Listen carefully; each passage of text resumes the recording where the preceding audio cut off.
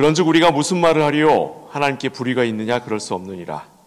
모세에게 이르시되 내가 긍휼히 여길 자를 긍휼히 여기고 불쌍히 여길 자를 불쌍히 여기리라 하셨으니 그런즉 원하는 자로 말미암음도 아니요 다른 박질하는 자로 말미암음도 아니요 오직 긍휼히 여기시는 하나님으로 말미암음이니라. 아멘.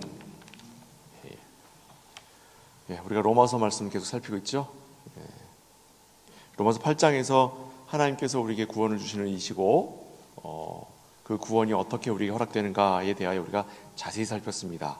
그런데 그 중에 이해가 되지 않는 부분들이 몇 가지가 있어서 9장은 그와 같은 내용들에 대하여 다시 한번 바울이 강조하면서 정리하고 있습니다. 말씀을 전하기에 앞서서 맨 처음에 로마서에 관한 이야기를 잠깐 했었습니다. 서신서들이 이제 바울 서신도 있고 일반 서신도 있고 여러 가지 서신들이 있는데 이 서신들 가운데 로마서가 특별한 것은 뭐냐면 다른 서신서들은 바울이 그곳에 가서 설교를 하고 복음의 핵심되는 내용들을 이미 눈과 눈을 보고 얼굴과 얼굴을 대면해서 예배 때 설교를 했습니다. 그래서 진리의 내용들을 이미 배운 교회들이죠. 그런데 로마 교회는 아직 바울이 가지 않은 상태에 그곳에 교회가 있다는 소식을 듣고 바울이 자신이 가르치는 복음의 핵심을 한 편의 편지에다가 이렇게 축약을 해서 써서 그것을 편지로 로마 교회에 보낸 겁니다. 로마 교회는 아직 바울을 만난 적이 없습니다. 그러나 바울이 어떠한 분이신지는 알죠. 왜냐하면 이 로마에 와서 복음을 전한 사람들이 바울로부터 복음을 받고 와서 전했으니까. 그러나 바울에게서는 높아심이 있습니다. 이들이 내게 직접 복음을 들은 것이 아니라 주께 예수께 직접 복음을 들은 것이 아니라 복음을 전해 들었기 때문에 그들의 신앙이 아무리 훌륭하고 그들의 믿음이 아무리 훌륭하다 하더라도 그들이 과연 복음의 핵심, 복음의 정수를 과연 그들이 맛보아 알고 있는가 하는 것에 대한 높아심이 있습니다. 그래서 복음에 대한 핵심적인 내용을 기록을 했고 그 내용은 이제 그 이후로 1500년이 지난 이후에 마틴 루터에 의해서 종교개혁으로 다시 한번 확인이 됩니다. 그것이 로마서 1장 16절과 17절 말씀이었죠. 그리고 그 내용에 대한 깊은 해석이 7장, 8장, 9장에 나옵니다.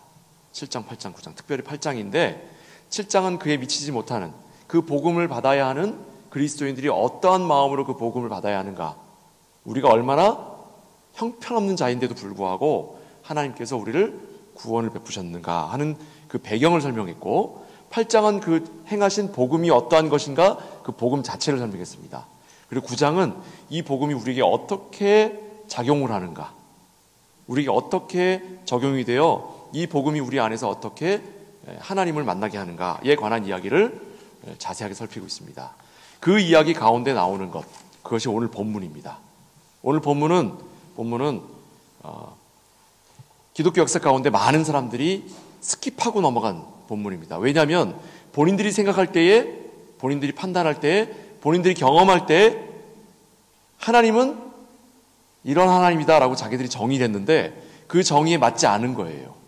맞지 않기 때문에 이 로마서 9장은 기독교 역사 가운데 가장 많은 자들이 외면하고 지나간 성경이기도 합니다.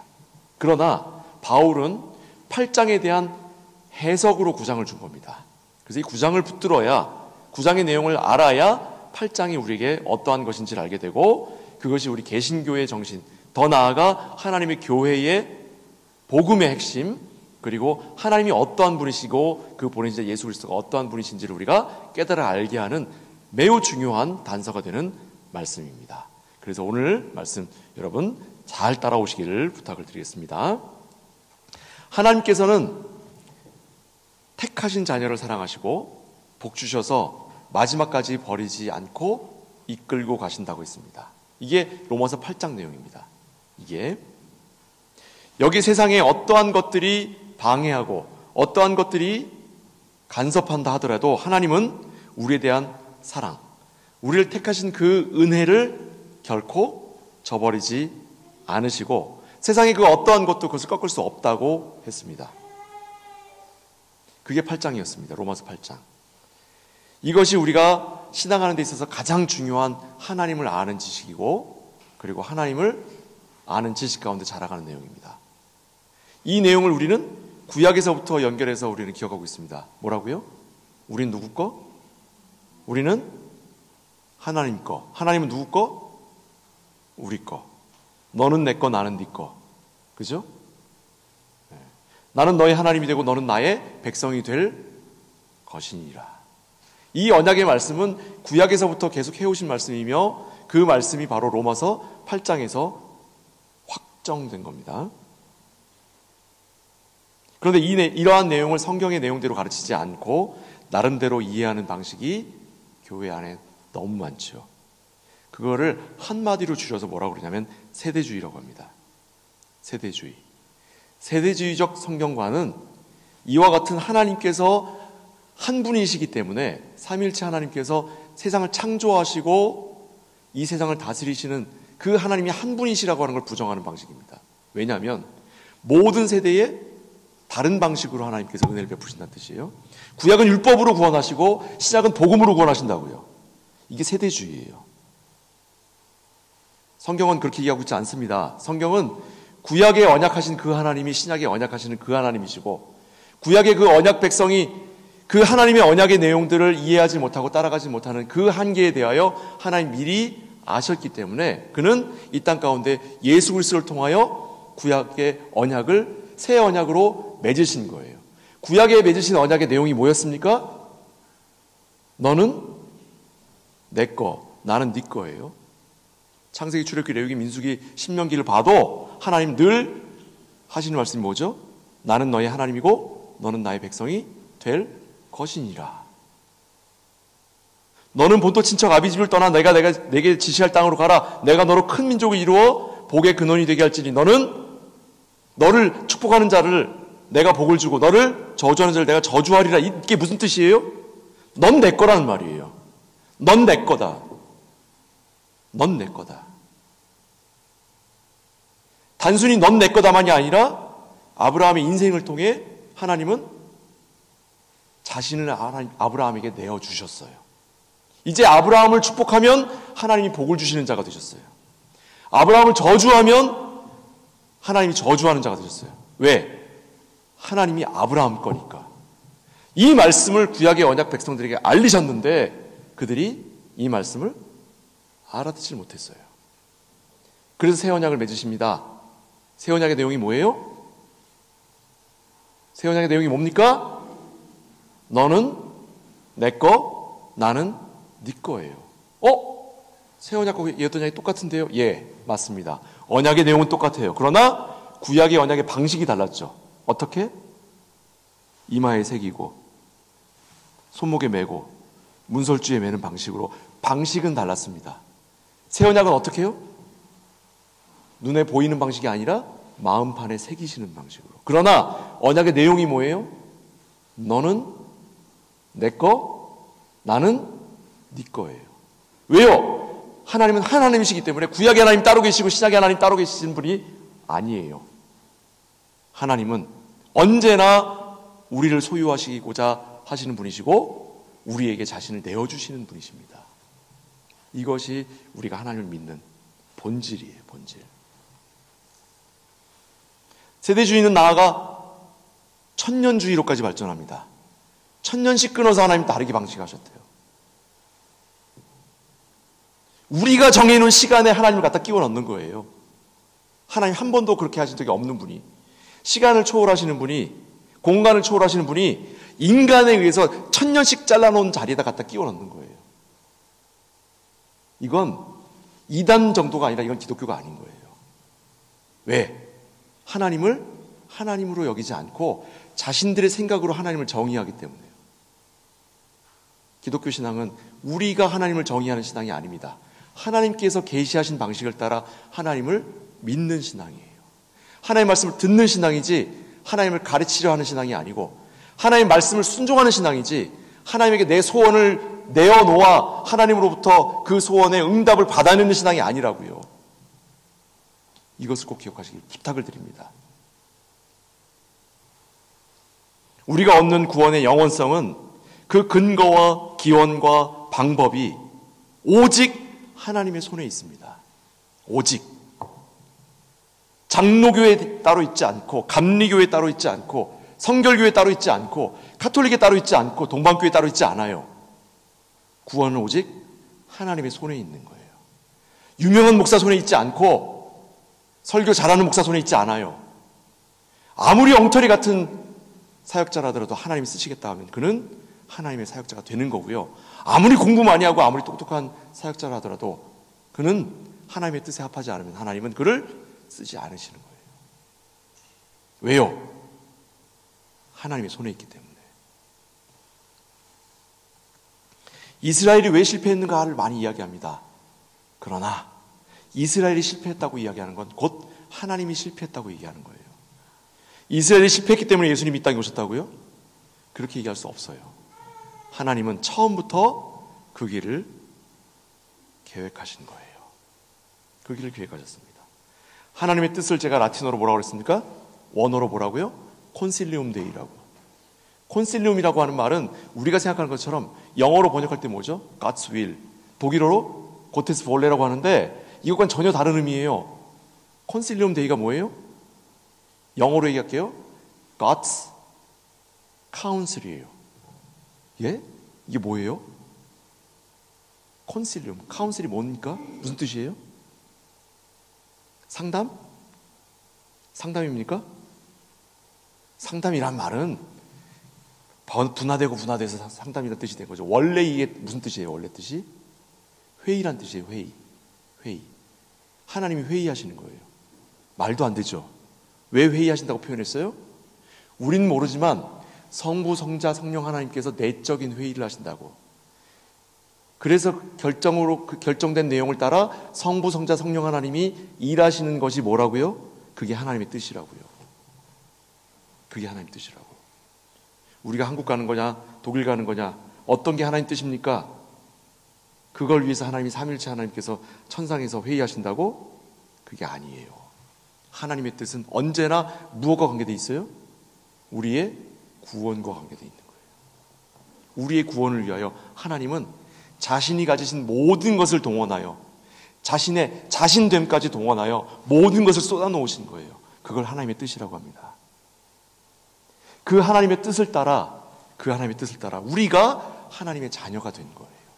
그런데 어떻게 내가 거부한다고 그 뜻이 꺾여집니까? 내가 거절한다고 그 뜻이 꺾어져요? 내가 하나님보다 더 세요? 그런 일이 일어나지 않아요. 한번 시도해 보세요.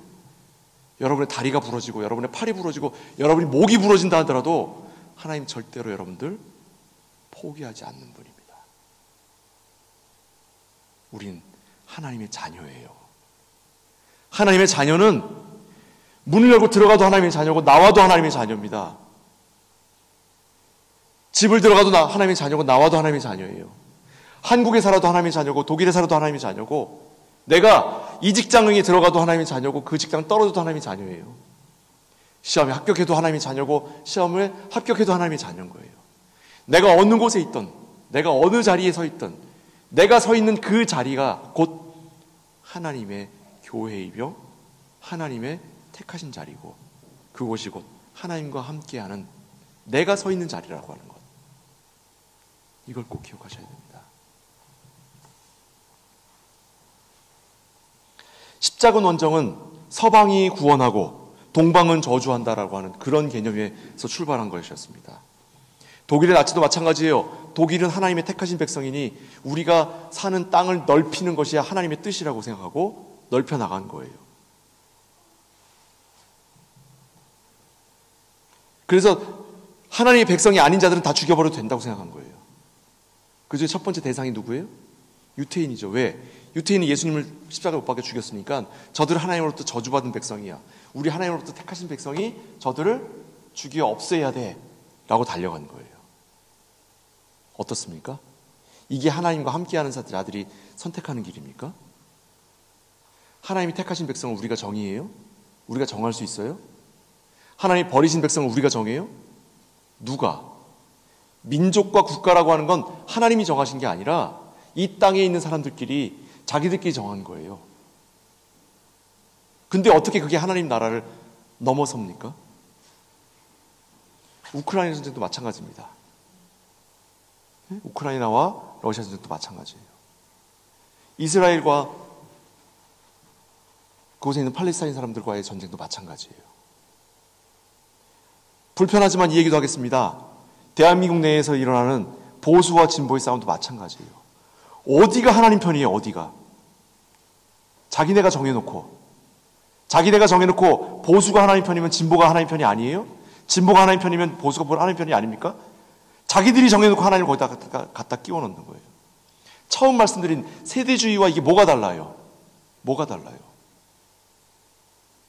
우리는 하나님의 음성을 듣는 자들이지 우리가 만들어 놓은 관점 가운데 하나님을 갖다 끼워 넣는 자들이 아니라고요. 그건 기독교가 아닙니다. 그건 기독교가 아니에요. 그건 하나님을 신앙하는 것이 아니에요.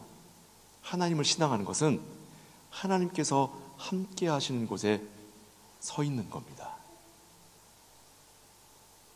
왼쪽 뺨을 맞으면 오른쪽 뺨을 내놓으라고 하는 하나님 말씀 세상에 어디 갔어요? 내가 왼쪽 뺨을 맞았으니 오른쪽 턱주가를 날려버려야 됩니까?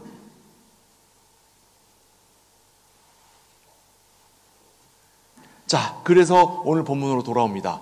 이제 하나님께서 뭐라고 말씀하시는가를 들어야 되겠습니다. 15절 말씀이죠. 내가 긍휼히 여길 자를 긍휼히 여기고 불쌍히 여길 자를 불쌍히 여기리라. 하나님께서는 자, 지금부터 하는 말은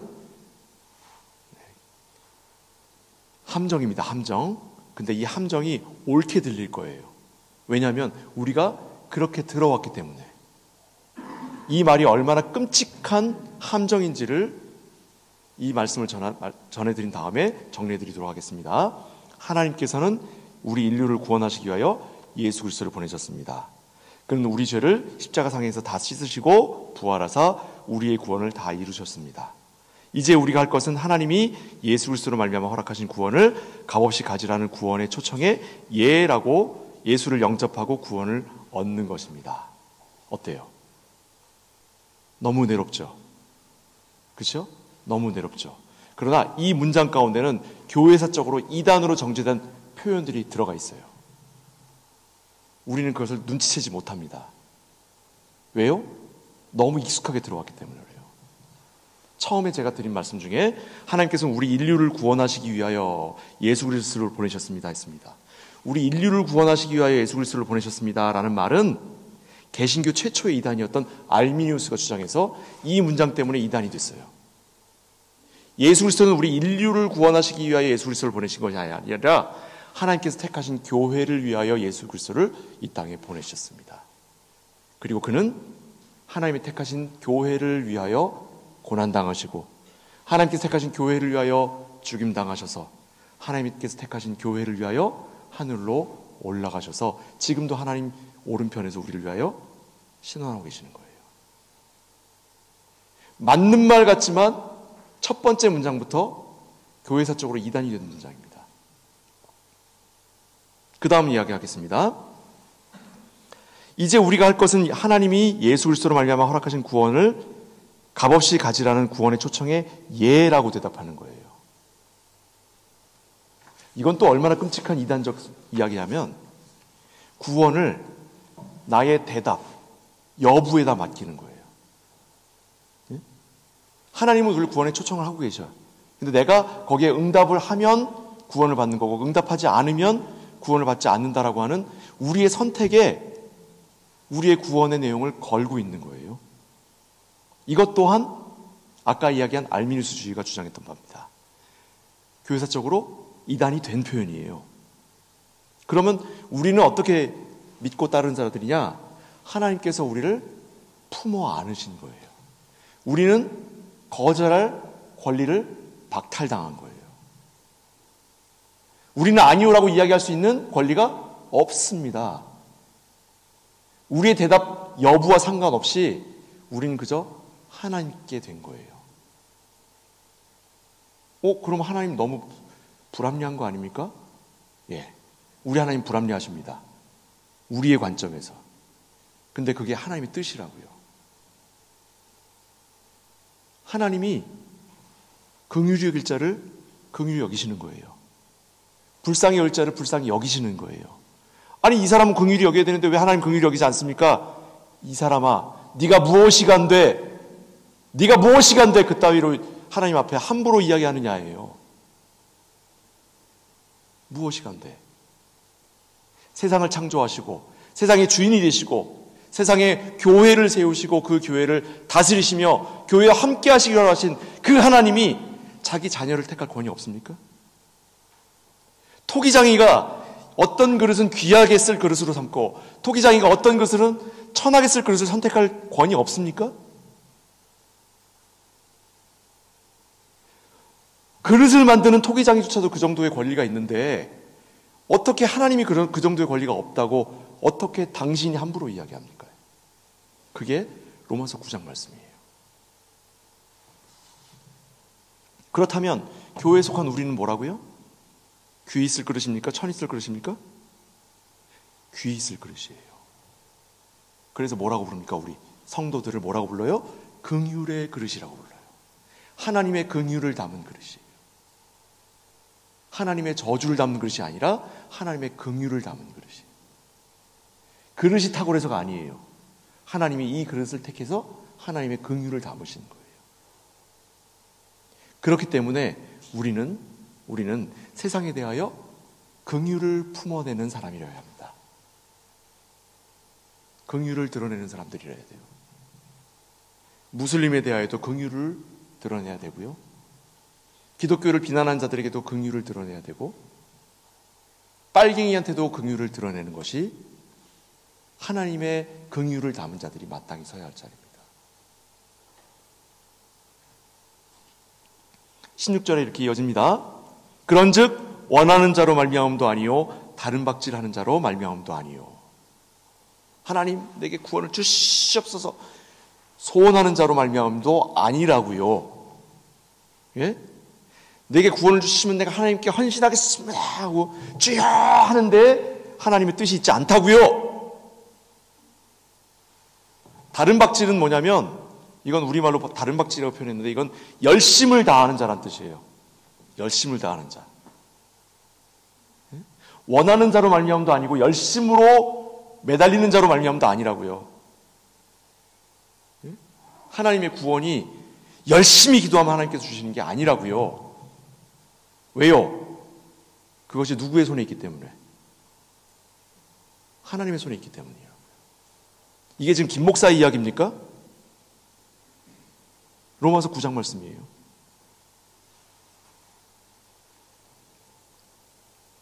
구원은 우리의 능력이나 조건이나 자격이나 열심이나 어떤 요청에 있는 것이 아닙니다. 그것은 일방적인 하나님의 선물입니다. 선물이라고 하는 건 값을 요구하지 않는다는 뜻이에요. 값을 요구하지 않는, 공짜란 뜻이에요. 공짜라고요. 세상에 이런 게 있습니까? 있지요. 뭐가 있죠? 어머니의 사랑이 여기에 있죠. 어머니의 사랑. 제가 아버지가 돼 보니까 이게 어머니의 사랑을 나는 한다고 해요. 나는 우리 아이들한테 한다고 합니다. 최선을 다해서 아버지 사랑을 보이려고 애를 많이 써요. 저는 혹독한 아버지 밑에 자랐기 때문에 나는 아이들한테 그런 아버지가 되지 않으려고 애를 많이 써요. 그럼에도 불구하고 별 노력 안 하는 것 같은데 우리 아내가 아이들하고 나누는 사랑에 반도 못 미쳐요. 그거 희한하더라고요. 애들이 아빠 하면서 울진 않아요. 근데 엄마 하면서 울어요. 예?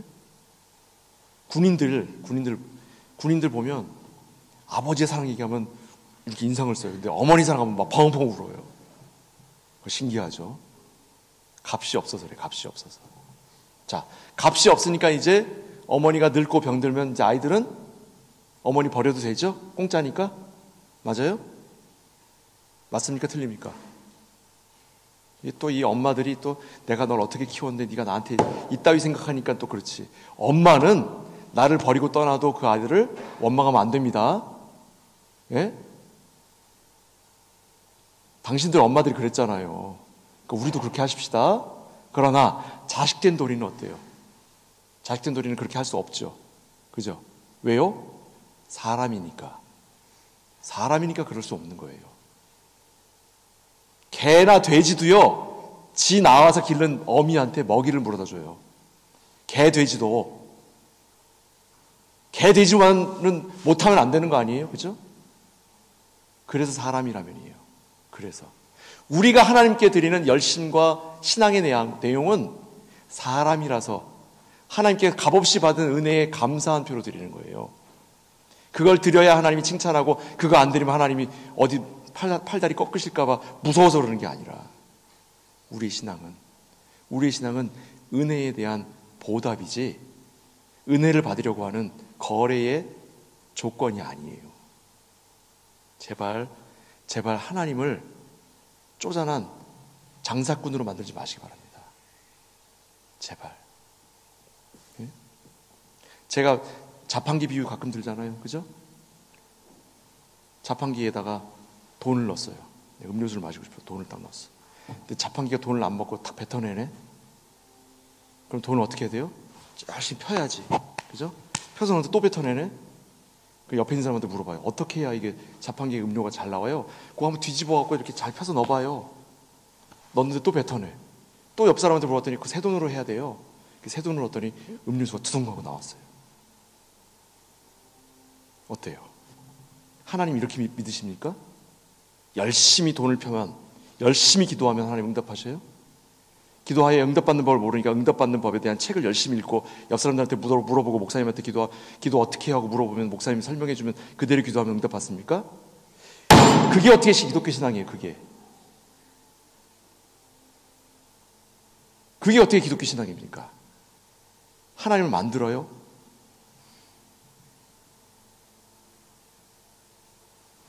성경에서 가르치는 말씀을 따라하면서 신앙하셔야 됩니다. 목적이 이끄는 삶. 지가 목적을 정해놓고 그 목적대로 살아가는 게 신앙이래. 세상에 그런 신앙이 어디 있습니까? 예? 이스라엘 백성들이 출애굽해서 가나안 땅에 들어가는 그 목적을 지들이 세웠어요? 하나님이 주셨어요? 하나님이 주시고 하나님이 끌고 가잖아요.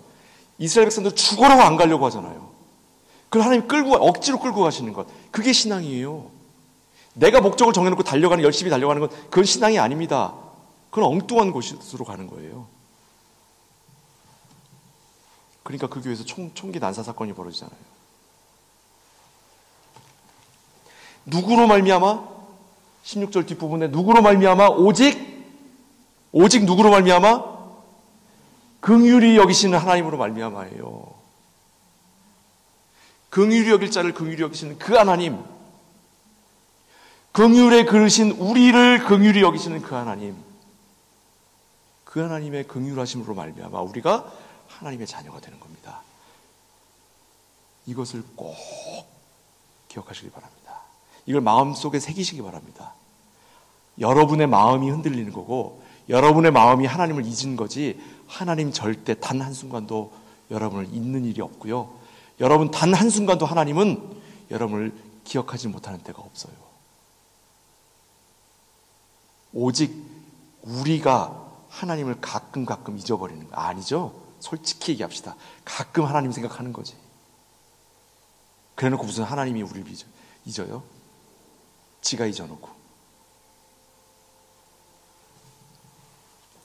세상 마지막 날까지 함께 하심으로 하나님의 자녀다우심의 자리로 우리를 부르시는 거예요. 너희는 이제 하나님의 자녀가 되었으니 이제 하나님의 자녀다운 자리에 마땅히 서는 것이 옳지 않겠느냐. 이게 하나님의 말씀이에요. 우리의 목적은 천국 가는 게 목적이 아니에요. 우리의 목적은 하나님의 자녀가 되고 구원받는 게 목적이 아니에요. 그 목적은 이미 과거의 일이에요. 이미 얻어놓은 걸 가지고 얻으려고 애를 쓰지 마셔요. 우리가 가야 할 자리, 우리가 마땅히 가야 할 자리는 어디냐면 우리가 하나님의 자녀란 이름을 얻었으니 이제 하나님의 자녀다움이라고 하는 자리로 가는 거예요. 자녀다움. 예? 11조 해야 됩니까? 말아야 됩니까? 아휴, 그런 질문 할 거면 하지 말아요. 하지 마. 주일 성수 해야 됩니까? 하지 마. 하지 마. 하지 말아요. 하지 마라. 예? 언제까지 버틸 수 있는지 한번 해보세요. 언제까지 버틸 수 있는지.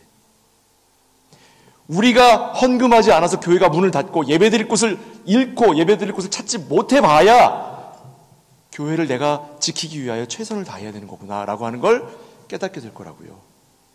우리 데겐도르프에서 교회 없어서 여기까지 예배드리러 오는 청년들 있잖아요. 그죠? 우리가 교회가 넉넉하면 데겐도르프에 왜 교회를 못 세웁니까? 근데 거기 학생이 몇 명 없고 거기서 교회를 세울 형편이 안 되니까 멀리 뮌헨까지 오는 거예요. 왜요? 뮌헨은 그래도 교인들이 좀 있고 헌금이 모여 교회를 유지할 정도의 재정이 되니까. 이곳에 한인들이 줄어들고 이곳에 헌금이 없어져서 이제 교회를 팔아야 될 상황이 되잖아요. 그럼 뮌헨에도 교회가 없어질 거예요. 아주 단순한 이유입니다. 우리가 11조를 드려야 하는 이유, 우리가 교회에 헌금을 내야 하는 이유는 우리가 예배를 드려야 하기 때문에, 예배 처소가 필요하기 때문에 예배 처소를 위해서 드리는 거예요.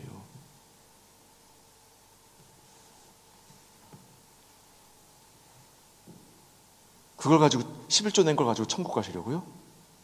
우리 하나님 그렇게 째째한 분으로 보지 마시기 바랍니다. 하나님이신 그리스도를 죄 가운데서 허덕이는 인간에게 내어주셨습니다.